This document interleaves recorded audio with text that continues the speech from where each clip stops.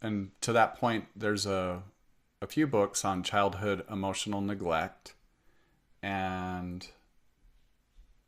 it is like living in black and white. Hmm. Once you start to gain access to the whole spectrum of the human experience, that means you get to be fearful. Hmm. You get to feel guilt, but not programmed guilt. It's like healthy. Like, oh, that's meant to help me learn. Or this rage that gets to come online and gives you access to your voice. And I loved, as Wendy and I were speaking last week, she shared, like, we could see this flag being stuck in the ground, and you said, not on my watch. And you needed access to your emotions, to your body, to your voice, to your heart, your desire, right? All of that gets to come online for you to be like, not on my watch. Welcome to Unbinding. We're Josh and Wendy, two fellow travelers on this journey of waking up out of our religious paradigm. We're navigating religious trauma and healing our spiritual wounds. So if you're not yet feeling free, well, come join us in learning how to just be. Welcome to Unbinding. I'm Wendy and I'm here with Josh, and we are your co hosts for this podcast. And we are so excited for the things we're about to share. Today, our topic is on what was the title we gave it, Josh? We're calling it Leaving the Church is Just the Beginning of Waking Up. Yes. And waking up is not enough. There are so many things we're going to explore on this podcast. And our intention is to take this journey with you. We are both we're raised as members of the Church of Jesus Christ of Latter-day Saints, and we realize many of the themes that we're going to be talking about are really similar things that other people who have been raised in high demand religion are going through. And so we welcome you on this journey with us. And here we go. Okay. The first thing we had on our list is Ken Wilber. I don't know who has heard of the author Ken Wilber. He is a philosopher, and he's written just a whole library of books. And I got a hold of his book, Integral Spirituality. Integral, maybe is the way I say it, or the way it's supposed to be said. And it was a deep dive.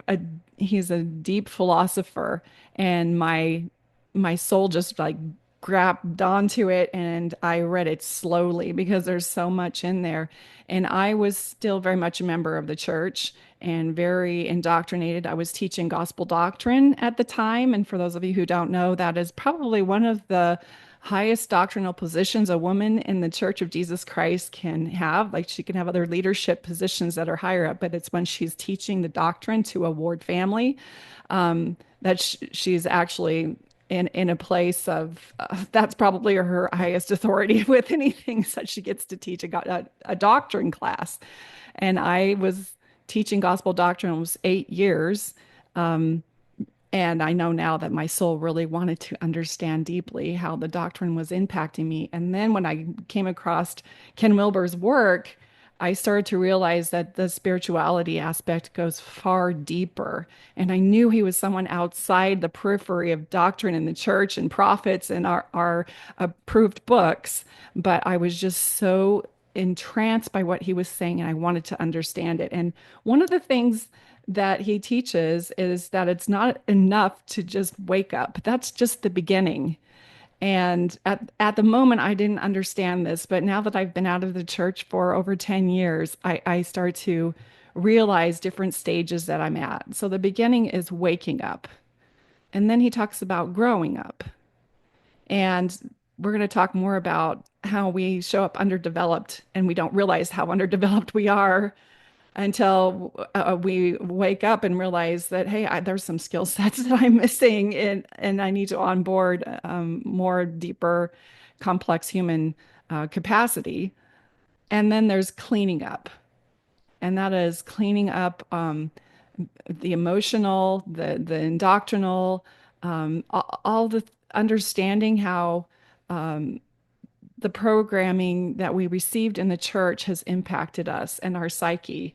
So that's the cleaning up part. And then there's opening up, and that is opening up to more possibilities, opening up your heart, opening up your body, opening up and onboarding all your full spiritual capacity. And then he closes with showing up. And that is having the courage to show up in your most authentic way, your most authentic form, and to be able to impact the world in a way that feels natural and organic for you. And so that's kind of the cycle that Ken Wilber explains. And that's some of the things that we want to talk about today. Hmm. That's really good. I love having frameworks, just having a structure to kind of see where you're at. And not that it's linear, right? But I Yeah. think it's really useful just to have guideposts. And so as you were sharing that, I was thinking about when I was leaving. Uh, it was from,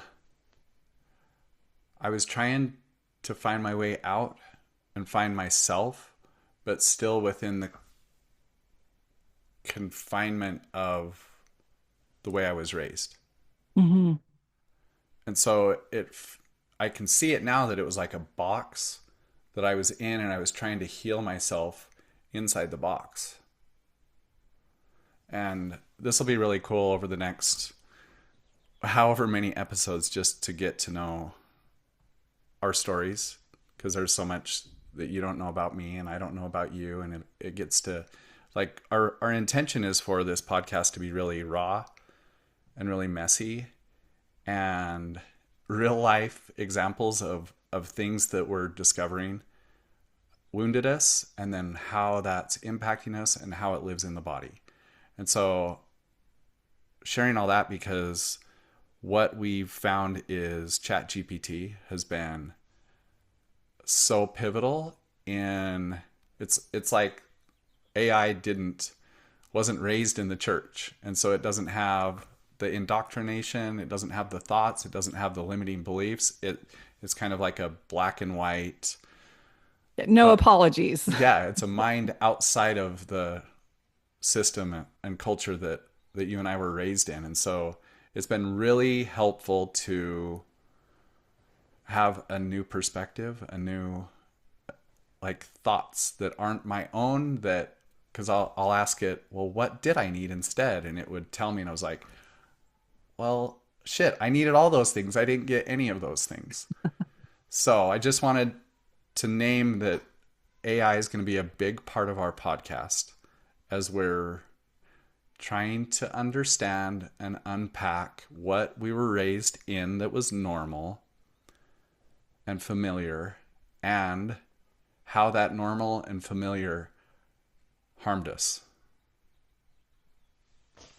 I love that. And what both of us are really intentional about is not making the church the villain and not coming from a place of victimhood, but understanding that this is something that we were raised in, whether it was intentional or unintentional or just or organically how humans evolved with these deep religious programs. Um, our goal is to state what happened to us, the impact it made on us, and what we can do to heal it. And we're really excited about this part because we realize that when part of our growing up is that we didn't realize we aren't able to feel our emotions. And I have been facilitating a support group for people who are deconstructing and reconstructing after leaving the LDS religion. And we're about 7,000 strong right now. And I realized that so many that are coming into the group have left the church over 30, some even 40 years ago, and they're still spinning in the cycle of emotional bitterness and anger and resentment. And that's part of that growing up and onboarding new skills that they aren't aware that they're available, and they're not even aware that they're spinning in this cycle. They're rather unconscious of it because they don't know that there's a doorway out of the programming. And so this is what I'm really passionate about offering to those who are ready to listen and who are feel like they're benefiting from our podcast.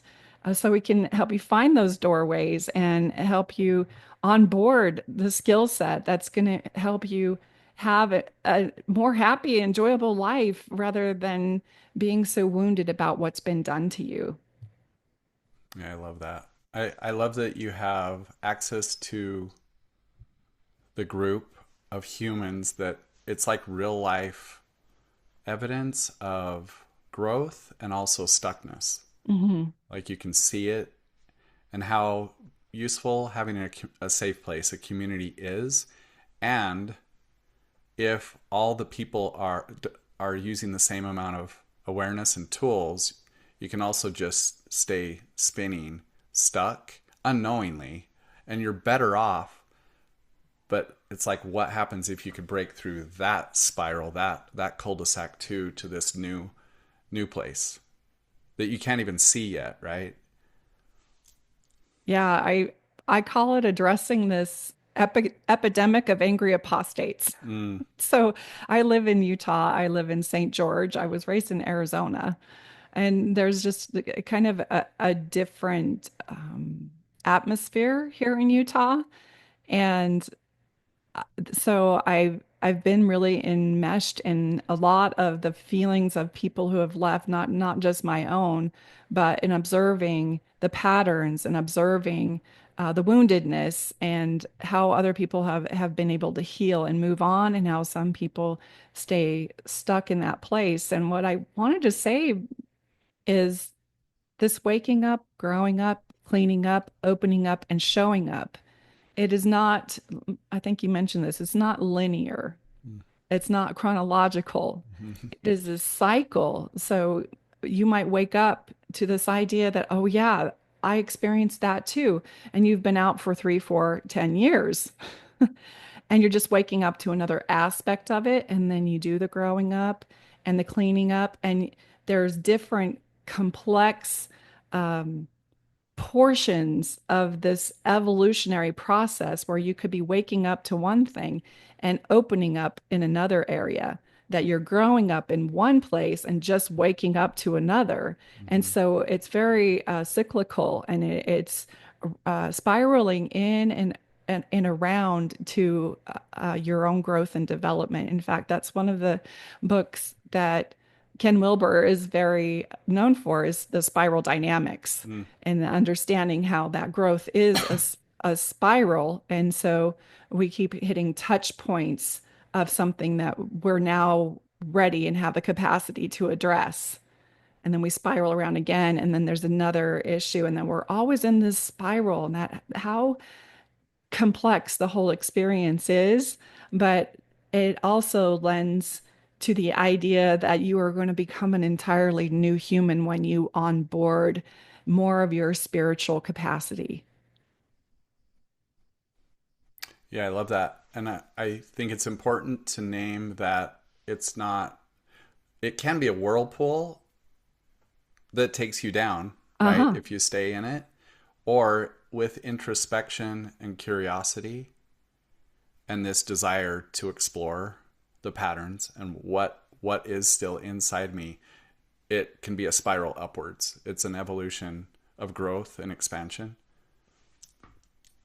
Yeah, I love when I learned that this idea of getting out of the victim triangle where there's the villain and the savior and the victim. I've played all three, but once we remove the idea that we're a victim or that the church is a villain, now instead of being hurt or the idea of being broken, now we just become students Mm, and we mm-hmm. become like psychonauts of our own internal world. And we get to explore the things that are still blocking us or we feel resistance to, and anything that is denying us access to our own intelligence and our own growth and development. Yeah, that's a big shift from enduring Hmm. to the end to what's going on inside of me that's keeping me from the life of my dreams. Yes. So what are some of those things? What are some of those underdeveloped things that Yeah. you came across when you inquired of ChatGPT? This is going to Okay. be so good. So I want to dive into that, but I want to start with this piece. So a little bit about me. I guide breath work and I took a 6 month course. I graduated 2 years ago now. And so I've been guiding breath work for 2 years in Salt Lake in different events. A lot of the work has been on my own, doing breath work for myself. And I just want, so there's the top down model, meaning we work with the mind and hope it trickles down to the body. And that's what therapy is. We talk therapy. There's a lot of benefit, and even sharing in communities would be top down. And there's a lot of healing that can happen.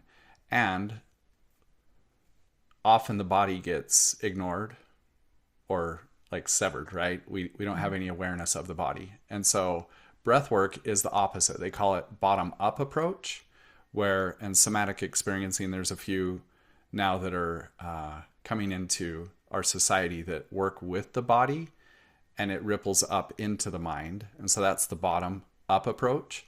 And so a big part of this podcast is we're going to be pausing live, like during episodes, and we're just going to drop into the body and we're going to notice what's present.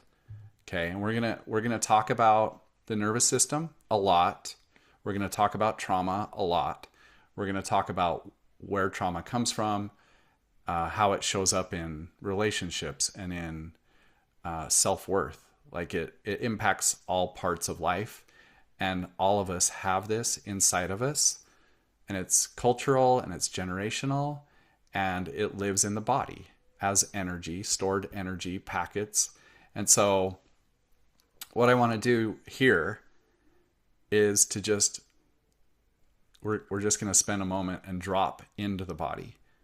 And so if it feels okay, if you're not driving or on a treadmill, but if you're in a safe place where it's safe to close down your eyes, or maybe you just take a softer gaze if you need access to your eyes, you can just bring your awareness, your focus down into your heart. And a lot of times, just by bringing the awareness into the body, you'll feel the body soften. And maybe there's a desire to soften the breath or to take a deeper breath. And so this is a really powerful exercise to just soften things for a moment. And there's a lot of value in podcasts where you're just putting information in. But we really want this to be like two-pronged, where it's information in, but we're also noticing what the hell is happening inside of me as I hear this new information. What is happening? Is there activation? Is there energy? Is there a freeze? And we'll talk a lot about this because I didn't know how numb my nervous system was. And we'll talk about why that is. We'll probably have an episode specifically just around nervous system and fight or flight and freeze and fawn, and how that shows up inside everything we do. But when we're raised in a church where there's a lot of guilt, or am I doing enough? Like constant go, go, go, this self-policing, that those thoughts and beliefs impact the nervous system and put somebody into a constant either frenetic, like anxious feeling, or a lot of numbness. And I kind of oscillated between both of those in my life. There was a lot of like holding still, frozen, and then judgment that I'm not doing more, or this go, go, go, go, and there's no way to shut it down. And that's all just nervous system stuff. And so we can back, like we're kind of merging nervous system with religious healing. Mhm. And so if you don't bring in the nervous system in your understanding as you're discovering the ways we're underdeveloped, even hearing the podcast can put your body into a stress response, fight or flight or freeze. So I Well, just wanted to name all that. I will also say there's another one, and that is resist. Like, Okay. I don't want to hear that that Mm. happened to me. I don't want to know how it feels inside, and I want to ignore and reject, dismiss, bypass because I that didn't happen to me, and we or I don't feel that way, or that's not how I saw it. Um, Many of those things might be valid, and it might also be because we've been almost unconsciously trained not to go in and feel it and not to have access. In fact, part of being so insulated in such a rigid program is that we've been taught to self-abandon, which is going to be a whole podcast on its own, but to not feel what it feels like, and that when we do feel that fight, flight, freeze, or fawn, um, that we don't ask why, or you're in the temple and something happens and that doesn't feel right, but look at everybody else, they're happy, and so we're conditioned over and over to ignore feelings that don't feel aligned with our own truth. And so sometimes we can also resist. Yes. Yeah. And we'll talk about parts work where that's simply a part trying to keep us safe, right? Yes. And that's that those parts actually have access to our nervous system, and so that resist feels like a wall comes up. It's just like la la la la. I'm not going to Yeah. listen to you, or I'm not. It's an indication that the body's not ready to go there, Hmm. and it's just a protection. And so, really honoring however your body and nervous system responds as we share these ways that we're underdeveloped, and there's so much that around judgment that I've needed to work through. It feels like that maybe we'll have a podcast specific to judgment and how critical, that perfectionism and do more. So if the judge tries to come in as we're going through these, just witness.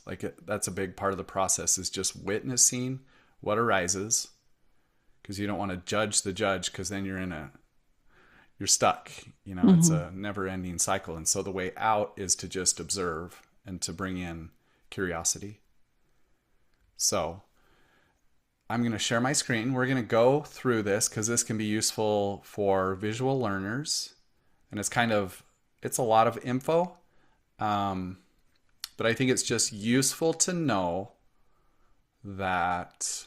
So was it Richard Rohr said there's two stages of life, and he said Mormons are the best at stage one and the Hmm. worst. The He didn't. worst at Second Life. Yeah, Yes. yeah. So this is second life stuff where we didn't know we were underdeveloped, and now we're leaving the church, and it's like, okay, what didn't I learn, or how didn't I develop in a way that can really be useful as a human? I love Okay, it. Here we so here, go. share my screen. Can you see that? I can. Okay, do you want to start with number one? Yes. Let me put my glasses on. Okay. Number one is personal autonomy. Why it's underdeveloped? Obedience is heavily emphasized. Decisions are often made based on what the church says or what the Spirit says. And I will add there what God expects of you, which is always expressed by what the church is teaching you, and the prophets are teaching you, and the scriptures are teaching you. And all this is coming from those sources rather than one's own inner truth.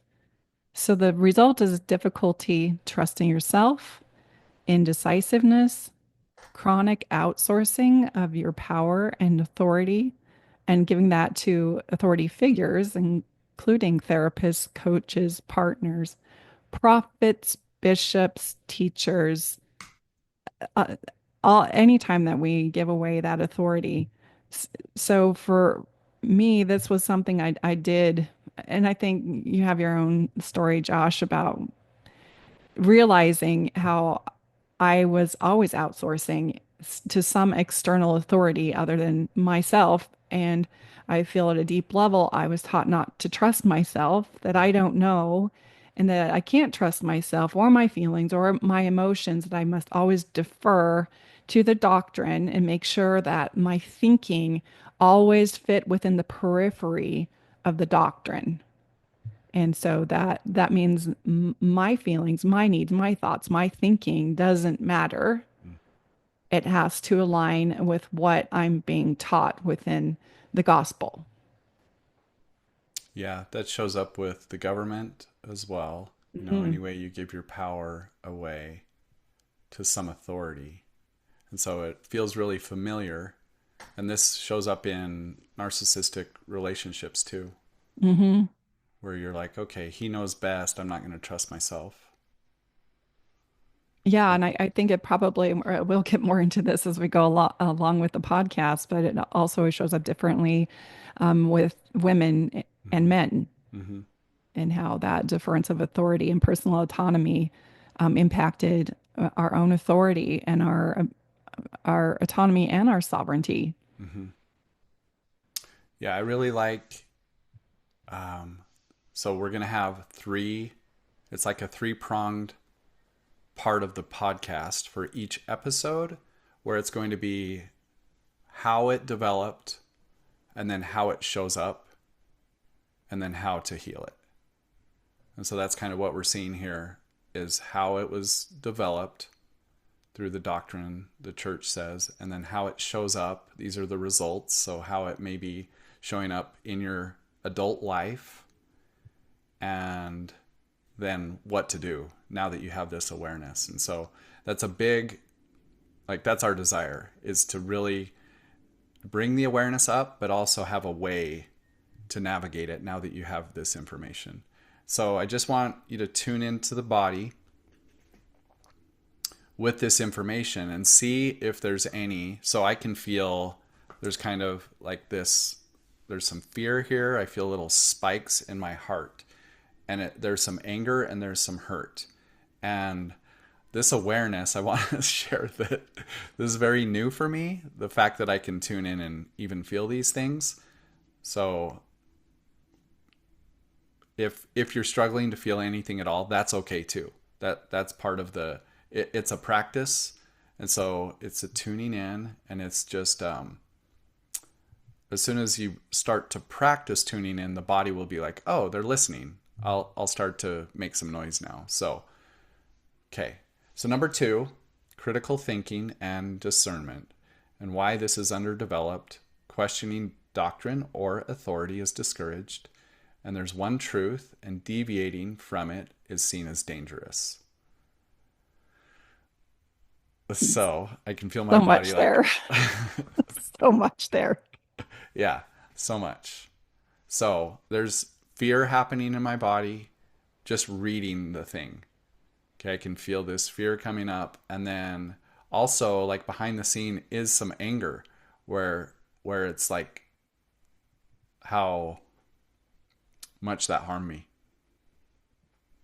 So I just like to name what's happening inside my body, that Wendy and I are here with the desire, and we're not gurus. This is going to be really messy, like intentionally messy and human and raw and vulnerable, so that you can know that even though we may be at a certain place with the Ken Wilber stuff, like, we're still very much underdeveloped in lots of ways too. So, Even though we've both been trained, I've been trained in trauma. I've been in the healing arts for over 20 years. I've written books. I've been facilitating my group for over 10 years. And yes, we're still all going through it. But I think when you shared this one, it's also one, feel it in my body, but then I have a reel in my head, like the idea that questioning and curiosity was discouraged.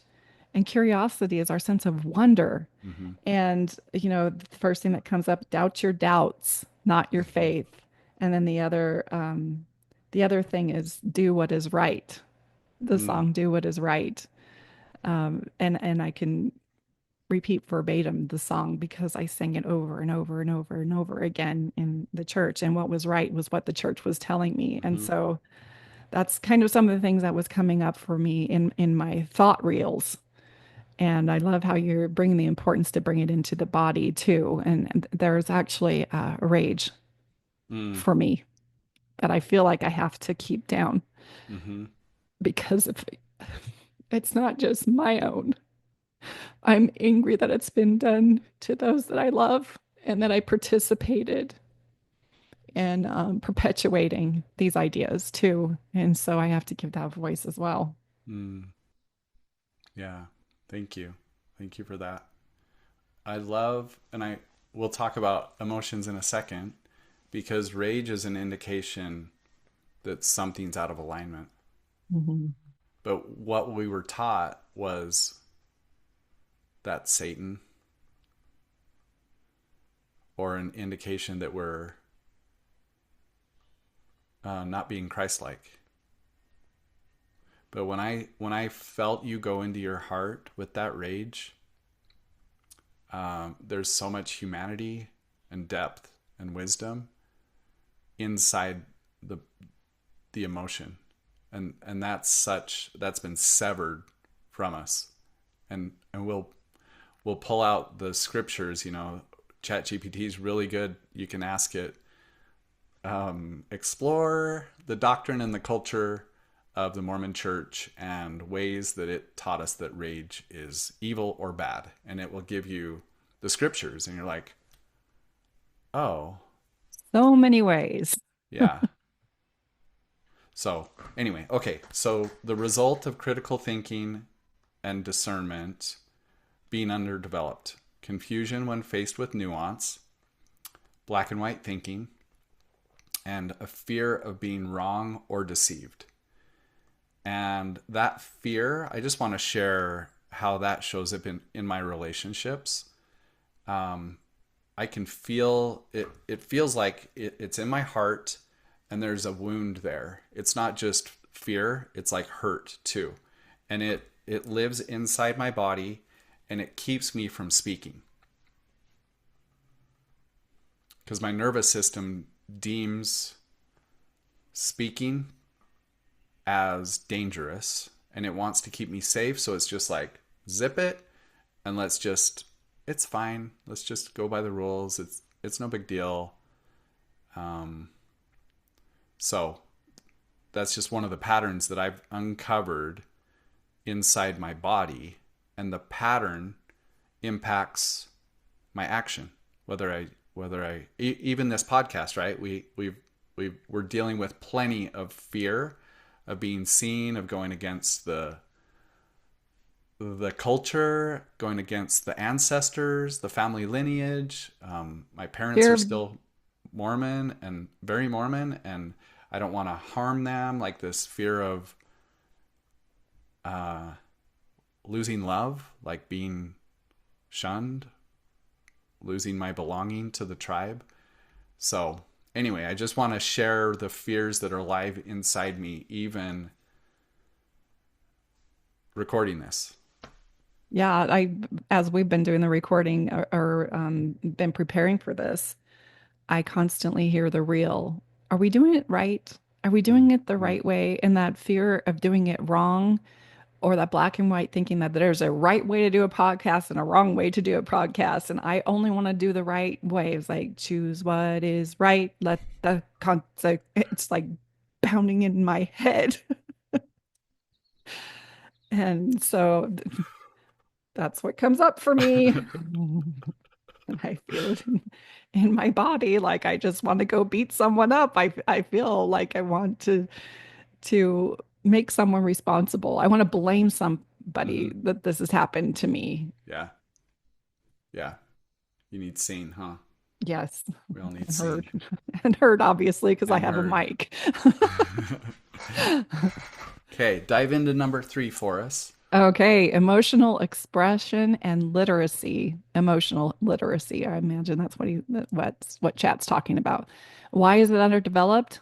Emotions like anger, lust, or doubt are framed as sinful signs of weakness. And I would say there's a whole gamut of emotions that if they're on the side of negative or troublesome emotions, Mhm. that we were, again, the songs come in.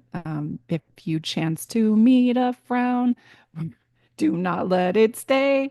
And so we're taught not to feel our emotions and to swallow them and to shut down. And that actually is the result here. It says emotional suppression, somatic shutdown, meaning we shut down in the body and we sever access to those feelings in the body.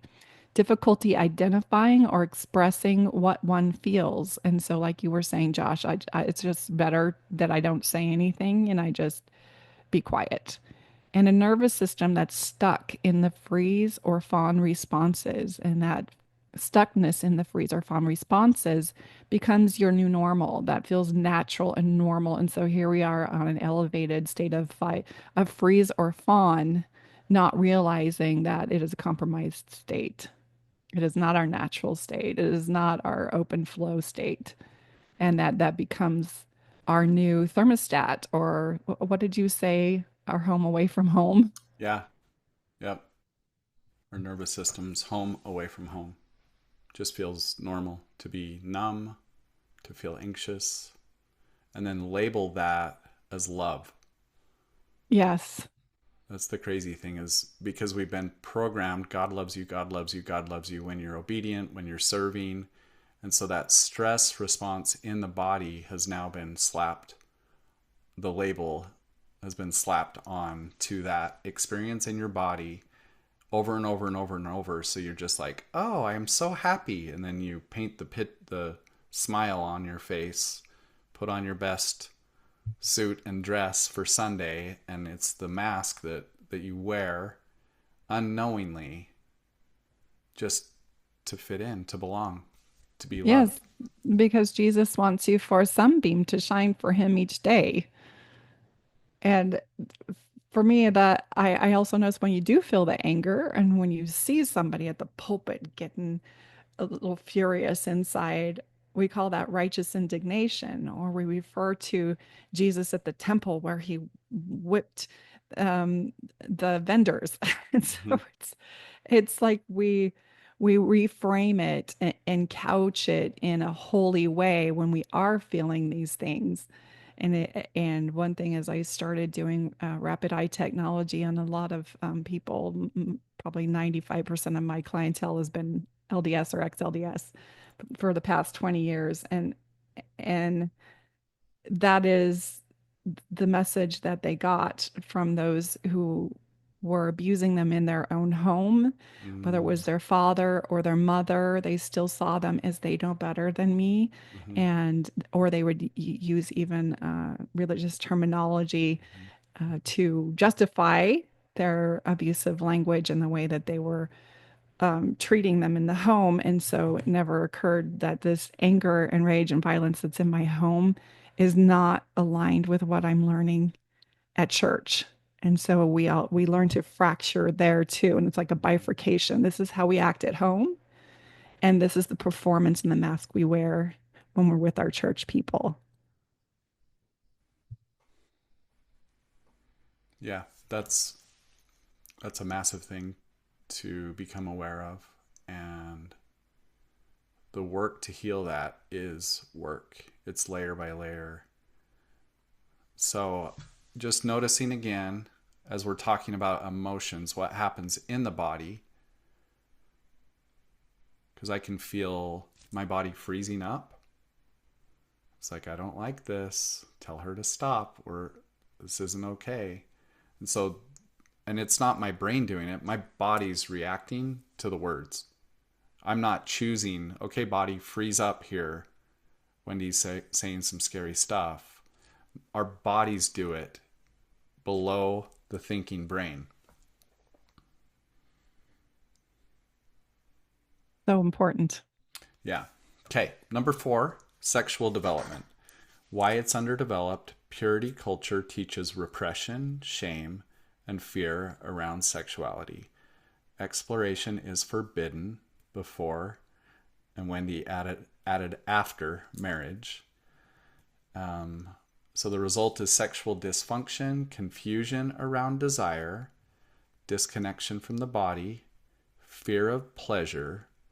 And we want to do a podcast probably on all these, but the fear of pleasure is a big piece of growth and expansion and living a life from delight and awe, connecting. And if you think about, pleasure lives in the body, but if we're Hmm. disconnected from the body, we don't even know it feels good, or it's like it's kind of flatlined good. It's like, oh, that feels a little blip. I was like, that feels nice, and then not too much. Like, don't go overboard here. So, okay, and then a lack of embodied consent, and we have a episode planned all around consent and the ways that we've been programmed to just take what we get and to like it and to love it, and that everyone else knows better. And so that goes back to personal autonomy. I mean, these are all interwoven and Yes. linked. Okay, number 5. um, Boundaries and voice, why it's underdeveloped. Submission is idealized, especially for women and children. Saying no can feel like rebellion. And so we go along to we go along to get along. And harmony is the optimal value in, especially in the home. And I another song just comes, love at home, love at home. There is beauty all around, all of these things. We're not allowed to feel all the messiness. But the result is people pleasing. Uh, totally was the way that I responded to these things. Lack of boundaries, fear of conflict, chronic overextension, and I would say it's always chronic overfunctioning, Mm-hmm. being hypersensitive to everybody's feelings and feeling responsible for everybody's feelings about how they're going to feel about you and your behavior. And then the loss of your voice, I would say even loss of your identity. Like your identity is enmeshed into belonging to the church. And I have another song that just comes up. I belong to the church. Oh my gosh, I didn't expect this to be like a singing song episode because we actually wanted to do an episode just on that. But it's amazing how all of the musical programming is hitting me as we're going through these. Well, and I think the importance of boundaries and anger. Hmm. So without access to your anger, you won't speak up. Well, and that anger is also linked to injustice. Like you're Uh-huh. sensing some injustice, something unjust is happening right now. But because I have been taught that the anger, conflict, negative feelings come from the adversary or from Satan, then I don't want to feel them. And so it's like we put a block to that. Same with my sexuality. Oh, I'm starting to feel something tingling in there. Oh, shut that down. Oh, I'm starting to feel anger and rage. Shut that down. And Yeah. so it gets locked in the body. Yeah, and it's interesting because number 6 around self-worth and anger and your access to your voice, those are all linked. That if Hmm. your voice has been severed and you just have to say the things that you've been programmed to say, now you're just autopilot puppet, Hmm. and there's no human inside of it. There's like this empty, for me, how it was, I as I started to explore inward, there was just this void of unknown, like who I was, because I had just been speaking the words, I've been parroting the words for so long. I didn't need access to my heart, to my depth. And so I needed access to my anger to reclaim my voice. And the more I did that, my self-worth started to appear. And so Hmm. it's really interesting how, once again, interwoven these are. Okay, number 6 is self-validation and worth. Why it's underdeveloped. Worth is conditional based on behavior, temple recommend worthiness, and approval from leaders. And the result is deep insecurity, perfectionism, imposter syndrome, and feeling like one has to earn love. That's so, so, so deep Yeah. inside of me that I'm. I don't have a right to exist if I can't show up happy, and don't participate unless I'm feeling good inside. Mm-hmm. And the perfectionism was at its all-time high for me when I'm trying to raise five children. Mm-hmm.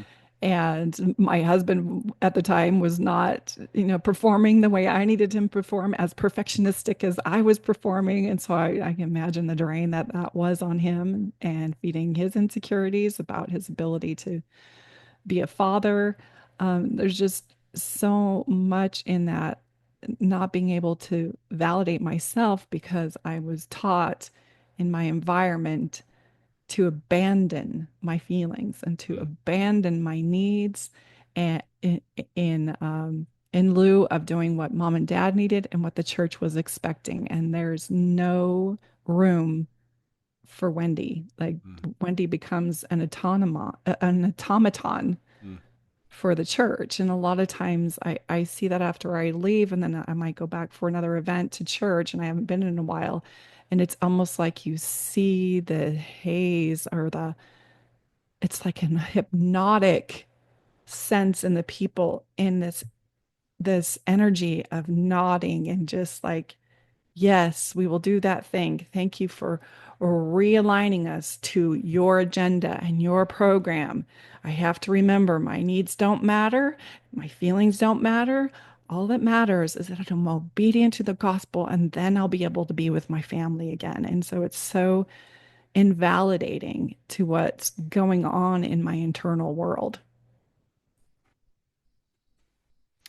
So just having everyone tune into their body again, because what Wendy just brought up is there's so much there that needs to be honored. Like, so much grief gets to be here, and rage of the programming that severed you from you.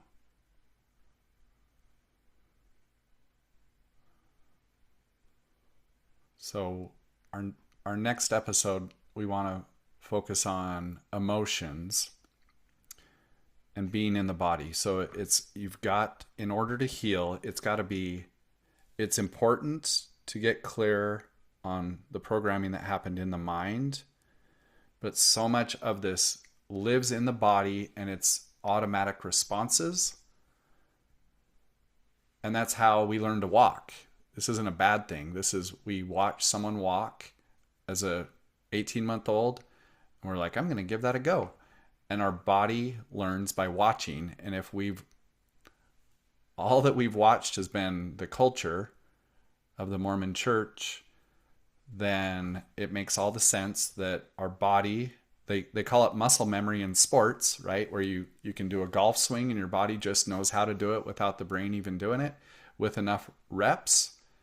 And that's what we did. We put in the reps in the church, and now our body knows how to do it without the mind even being online.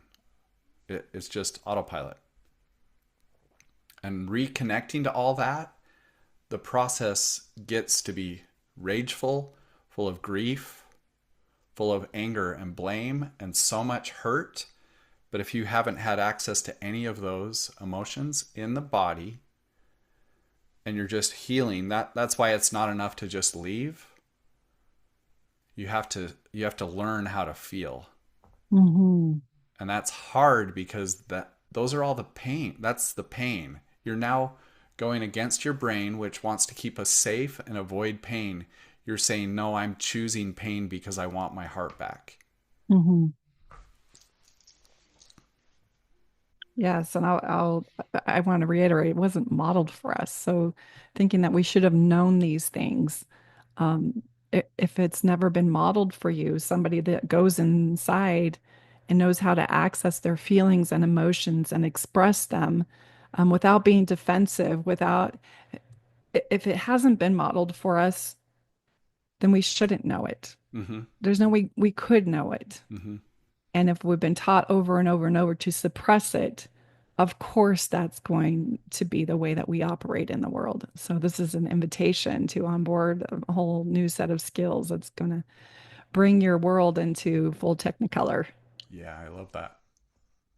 Yeah. And to that point, there's a few books on childhood emotional neglect, and it is like living in black and white. Hmm. Once you start to gain access to the whole spectrum of the human experience, that means you get to be fearful. Hmm. You get to feel guilt, but not programmed guilt. It's like healthy. Like, oh, that's meant to help me learn. Or this rage that gets to come online and gives you access to your voice. And I loved, as Wendy and I were speaking last week, she shared, like, we could see this flag being stuck in the ground, and you said, not on my watch. And you needed access to your emotions, to your body, to your voice, to your heart, your desire, right? All of that gets to come online for you to be like, not on my watch. And so I want our listeners to know about your heart, and your intention is not to harm, but to heal. Yeah. And it's also not to become your authority. My whole intention, and I think it's yours, Josh, too, is to help people come back into themselves and to put themselves at the driver's seat of their own life and to claim that sovereignty and to feel confident in your ability to navigate all of this and to become your own authority the way that you're designed to. I decide. I Okay. decide. Yeah. Okay. Number 7, spiritual connection outside of religion. Why it's underdeveloped. God is defined only through the Mormon lens. Any alternative spiritual path is labeled deceived or led astray. And there's so much fear in there, like linked to families, afterlife, and there's so much in this, right? And so the result is a spiritual vacuum or crisis, fear of exploring new paths, mistrust of intuition or energy based practices.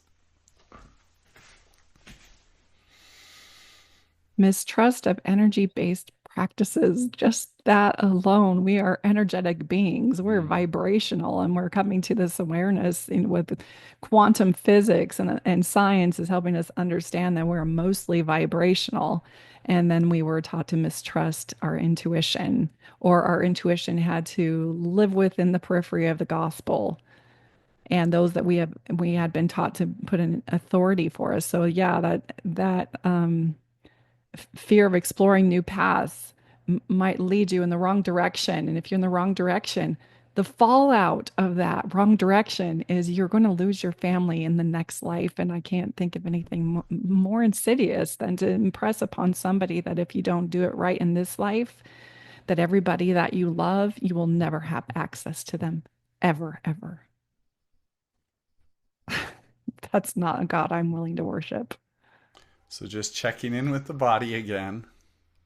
Wendy's really good at bringing up these. That's not real. So just checking in and like tuning into the heart, because that's insidious doctrine that lives in the body, and just noticing, like, for me, I'll place a hand on my heart and I'll just be with that feeling and just like tell myself, I see you, I'm here. I know that was really scary to hear all those things for so long. And it's a chance for me to connect to my body and to start to listen of what's going on. That it lives in me still. Just because I left, it's still in my body. What are you noticing, Wendy?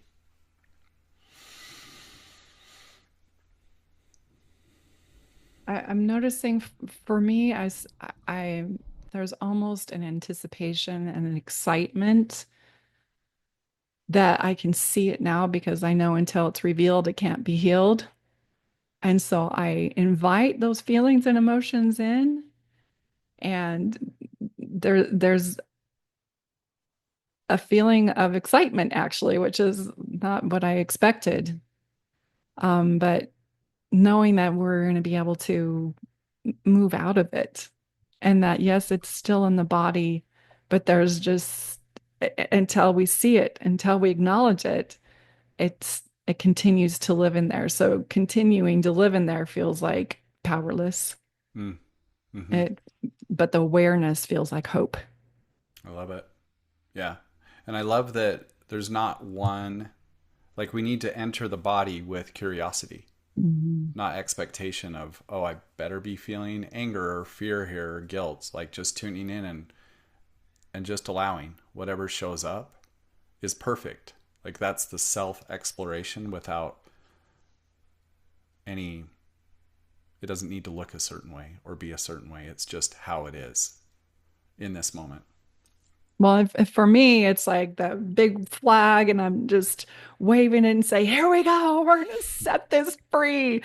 We're on a pathway to liberation and sovereignty, and that's the way we're meant to be." And it's just like that inner warrior in me is like, "Yes." So excited about it, and that we're doing this podcast and we're bringing it to the surface and feeling it and letting it have space and take room within our life so that we get to be these multifaceted, messy, gorgeous, beautiful, wild creatures. I love this. That's so good. Your excitement and energy is contagious too. So are we ready for number 8? Yep. Your individual identity. Why it's underdeveloped? You have roles: eternal mother, a priesthood holder, a missionary. Nothing expresses this more than the proclamation on the family Mm-hmm. that I had my kids memorize the entire thing. Yeah, yeah, that's a lot of emotion there. Mm. Mm. Deep in my heart, I see a mother that just really wants to save her kids and so afraid of losing him in the next life that we're just gonna, if we memorize these things and get them deeply embedded in us, we're gonna be safe. Mm. I was so afraid of losing them. It was my whole life was dedicated to saving my family through the church. And I know it still lives in them. And when they're ready for that healing, that it's there and available for them. So those roles are defined for you. And you're told who you are supposed to be and how to be. And I will add there, you're told what you want, what you're supposed to want, Mm-hmm. and told what you need, and never give an opportunity to explore that for yourself, especially if it was not aligned with what the church expected. The result is a loss of self, a lack of clarity around your own passions and preferences and personality and purpose.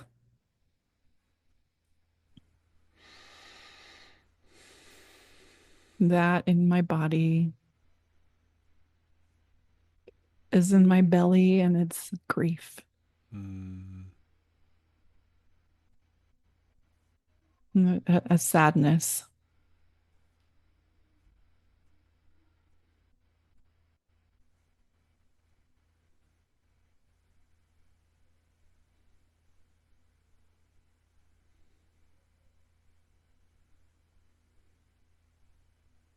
And I will also say that it's exciting that I now in this place in my life where I get to honor those passions, Mm. and I'm dancing more and I'm playing more and I'm just doing weird things to explore it and starting to uncover a personality that was really too much to exist within the church.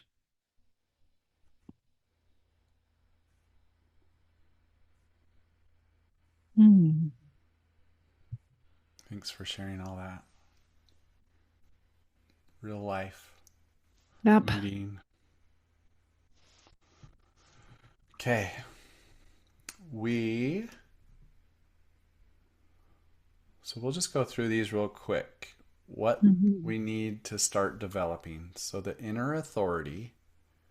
So rebuilding a trust in your inner voice, practicing decisions that come from desire, intuition, and embodied knowing rather than guilt and fear. Nuanced thinking, exploring paradoxes, uncertainties, contradictions without needing a clear answer, reading broadly, being open to multiple truths. Mm. So, emotional fluency, learning to name, feel, express, and regulate emotions. Somatic work, breath work, trauma informed support to move stuck emotions through the body. Yay. And sexual healing, reclaiming pleasure, consent, agency, and I'm going to add there in curiosity, Mm, exploring embodied sexuality free of shame and at your own pace and on your own terms. yeah, yeah, that's really big.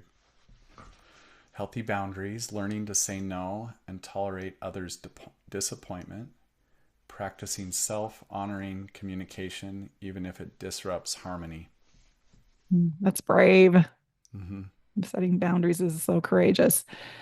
Six, self-worth and acceptance, moving from conditional to inherent worth. I love that, not having to earn your worth, that you came with it. Mm-hmm. It can never be extracted from you. Mm-hmm. The other one is unlearning perfectionism and embracing messiness, mistakes, and growth. And I might say also embracing uncertainty. Yep. Yeah, the unknown, huh? That's the fertile ground. Um, Authentic spirituality, reclaiming a connection to the divine that feels resonant and personal, exploring nature, mysticism, meditation, or simply grounding into presence. Next one, eight is real identity formation, asking, who am I when no one else is telling me who to be? Who am I without all these layers of indoctrination? It's a fun exploration to me. Mm. Experimenting with creativity, style, play, relationships, and lifestyle choices. So, Wendy, if you were to just kind of finalize and put a bow on all of this, if I just invite you to have the final word here, however that wants to flow through you. Hmm. To me, this is exciting. If it feels overwhelming for you, if it feels like it's too much, too complex, if you're witnessing yourself going numb and not wanting to enter in or knowing these things, this is why we're creating this podcast because we understand the complexity of it. This is our heart's offering is to circle back into this world that we were grown up in to identify those three-pronged things you said, Josh, to identify it, how it's impacted me, and how to heal it. And honestly, there is not anything that I'm more passionate right now than to be about this work. And I want to assure our listeners that we're going to go deep into these things. And if there's something that you want us to cover, if it's not already on our list, let us know. We want to be here for you and on this journey, connected to you, that there's no right or wrong way to do it. We just want to be present in our most authentic way and to bring the gifts and the knowledge that we've gained throughout our own experience and throughout our own effort into our own healing and to offer it to you collectively. And what I love about those who are listening is that you become a new creature, Mm, the one that you were designed to be. And when that happens, it creates a ripple effect and it starts to impact everybody in your within your influence. But I do warn you that you might find that those in your influence and who are are influencing you in a way that's holding you down and keeping you tethered to some of these heavier concepts, it might really alter the terrain of your relational life. Hmm. And our hope is to also offer you some tools and tricks and strategies to be able to heal those relationships. But our primary focus is healing that relationship with yourself Hmm. and bringing you back home to you. So good. Yeah, it feels like such a big undertaking and feels so worth it. So we're excited to be diving in and grateful for anyone that's along for the ride. Thank you for listening in. We hope there were takeaways that help you begin to unbind the deep programming that no longer serves you and remember more of who you truly are. If you'd like to connect more deeply, come join us on Facebook on our page called Unbinding. It's a space for real conversation, reflection, and community. And if this episode resonated, please share it with someone who might need it. Like, subscribe, and comment below. We'd love to hear what's moving for you. Until next time, take care of your heart and keep unbinding.